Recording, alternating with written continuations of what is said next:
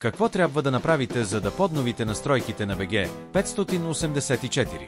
След като сте получили имейл с настройките, трябва да следвате инструкциите, които са описани. За да е още по-ясно, направихме и това видео. Първо, отваряте имейла и сваляте файла.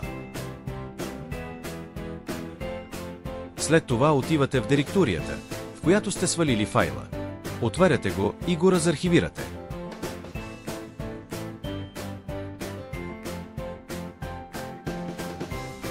Там има папка GSM, в която е файла с настройките. Копирате цялата папка с файла вътре и го поставяте в предварително форматираната карта памет.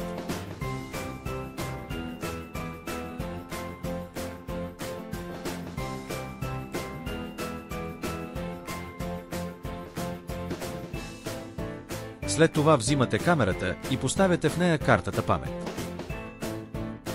Включвате на сетъп и чакате камерата да хване обхват.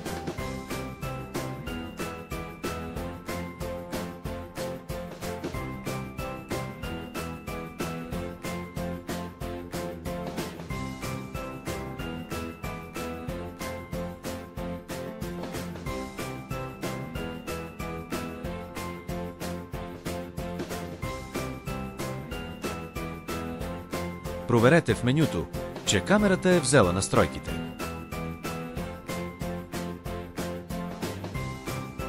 На начален екран натиснете 3, за да направите ръчна снимка. След това ОК, меню и пак ОК и изчакайте да изпрати и да изпише Send Successfully, за да знаете, че всичко е наред.